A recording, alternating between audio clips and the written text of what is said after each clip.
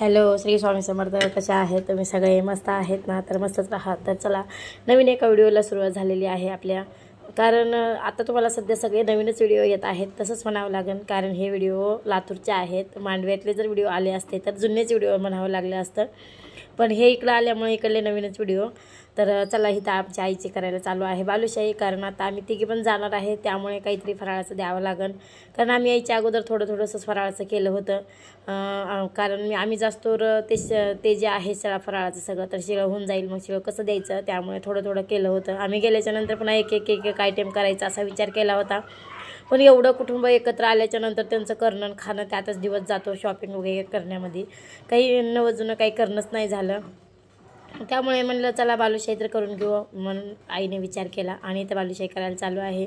तुम्हाला माहिती का, आमच्या स्वयंपाकात एवढी हुशार आहे ना की खरंच. म्हणजे बाहेर पण स्वयंपाकाला जात होती. घरी बायका येत होते की आम्हाला लाडू बालुशाही करून द्या म्हणून. त्यामुळे मग आई जायची करायला. पण आता गुडघ्यामुळे होत नाही, त्यामुळे नाही जात आता करायला. तर आता फक्त घरचीच करते. तर इथे बघा 1.5 किलोची बालुशाही आहे. तर त्याला ना 1 चमचा आणि थोडंसं भरी असं सोडा टाकलं आहे, खायचा सोडा. आणि पाव किलोपेक्षा थोडंसं जास्त असेल तेल, तेवढं तेल घेतलं. आणि अर्धा लिटरचा जो दह्याचा पुडा असतो तो दह्याचा पुडा घेतला. तेवढ्यामध्ये तेवढं ॲडजस्ट झाले. थोडंसं पाण्याचा वापर करावा लागला नाही, बरोबर तेवढ्यातच. पहिलं डालड्याचा वापर करत होती, पण डालड्यामुळे ना जे पीठ आहे ना तर ते दगडासारखं होऊन बसायला लागलं. त्यामुळे आता तेलाचा वापर करायला चालू आहे. तर इथे बघा किती जोर लावून मळावं लागतं एकदम व्यवस्थित. तर इकडं काय ह्यांचा धिंगाणा चालू आहे मरणाचा.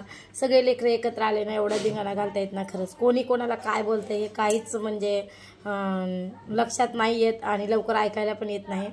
तर तिकडं मी व्हिडिओ शूट करतो तोपर्यंत तिकडं आईने पीठ वगैरे एकदम व्यवस्थित असं तिंबून ठेवलं होतं.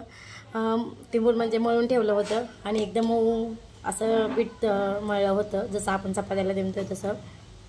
इथं काय चालू आहे बाहेर, तर केसाची कटिंग करायला चालू आहे.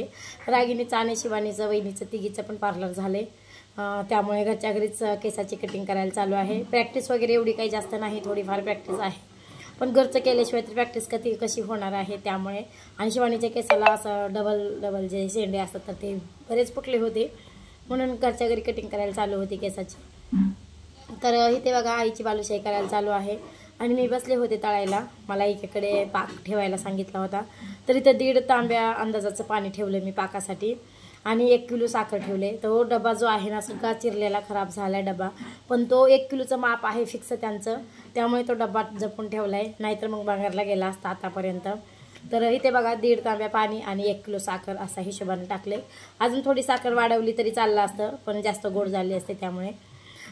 तर त्याचाच आता एकीकडे पाक करायला चालू आहे. आणि बालुशाही तळायची सिस्टीम कशी असते माहिती आहे का, तेल जास्त ओतायचं कढईमध्ये आणि ना एकदम कडक तेल तापू द्यायचं आणि गॅस बंद करायचा आणि बालुशाही त्यात टाकायची. तेल जरा हलवायचं आपल्या झाऱ्यानं आणि नंतर एक बालुशाही टाकायचे.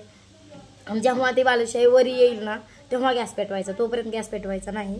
अशा हिशोबानं बालुशाही तळावी लागते, तरच मधून पाक पिते, नाहीतर मग मधून पूर्ण कच्ची राहते बालुशाही.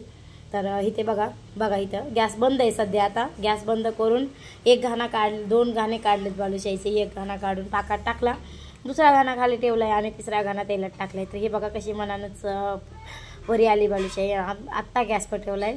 तर इथे बघा पाकातली एक बालुशाही बाहेर काढायला चालू आहे.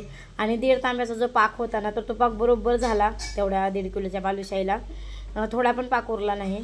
तर इथे मी तळायला बसले होते, कारण एका माणसाला तळणं आणि पाकात म्हणजे बालुशाही बनवून तेलात टाकणं शक्य होत नाही. एकीकडे पाकात टाकायचं, एकीकडे बालुशाही बनवायचं, एकीकडे तेलात टाकायचं, तेलातली बालुशाही हलवायचं, एकट्याला शक्य होत नाही. त्यामुळे मग मी तळायला बसले होते. आमचा इथं हसी मजाक चालू होतं.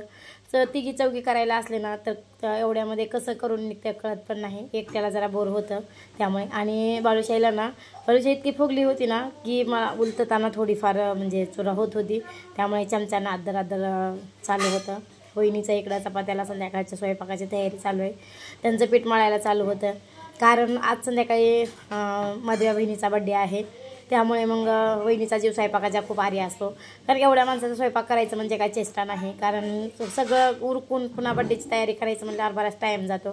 त्यामुळे त्यांचं म्हणणं काय स्वयंपाक लवकर करून घेतला ना तर आपल्याला मेकअप वगैरे करायला दुसरे काही एन्जॉय करायला दिवस म्हणजे वेळ जास्त भेटतो. त्यामुळे त्यांचा जीव स्वयंपाकाचा जास्त आरी पडतो.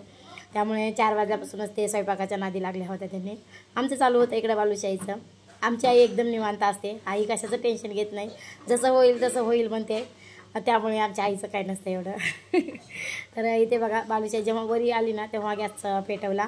आता बालुशाही करायची झाली आणि मी चालले बाळूबरोबर केक आणायला. केक आणायला चालले मी. कारण पुरी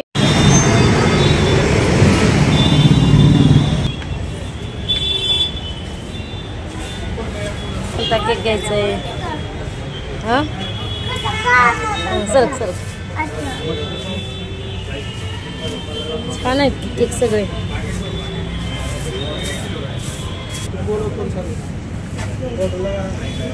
संगीत नाव टाकून द्यायला का त्यात झाला केक आपला. तर इथे बघा आम्ही केक वगैरे घेतला. एका चढीवर एक केक होते. कोणता घ्यावा म्हणून समजत नव्हतं. पण आम्हाला आईस केक घ्यायचा होता. त्यामुळे आईस केक घेतला. शिवानी केक बनवते घरी. त्यामुळे मला कधी विकत आणायची गरज पडली नाही. घरच्या घरीच आम्ही केक बनवतो जसे पाहिजे तसे. पण आता इथं म्हणजे लातूरमध्ये कुठलं सामान वगैरे काही नाही. त्यामुळे नाही आणलं काहीच.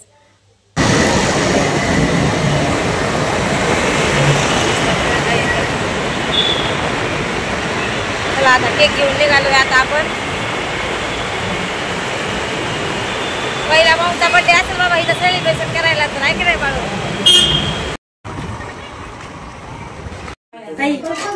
हॅलो श्री स्वामी समर्थ. कसे आहेत तुम्ही सगळे? मस्त आहेत ना? तर मस्तच राहा. आता संध्याकाळच्या 5 वाजलेत का? मला इथं घडी नसल्यामुळे टाइम काय कळणार की नाही. 9 साडे 9 वाजले. हा ह्यांच्यातली घडी मी बघत नाही त्यामुळे मला टाइम माहित नाही. आता 5 वाजलेत. 5 वाजलेत ना. मोबाईल मध्ये 5:30 वाजलेत. 5:30 वाजलेत. आता बघा इथं केक पण आणून ठेवलाय. पिझ्झा पण आणून ठेवलाय. तर आता आपण भेटू पुढच्या व्हिडिओमध्ये. तर चला बाय. श्री स्वामी समर्थ.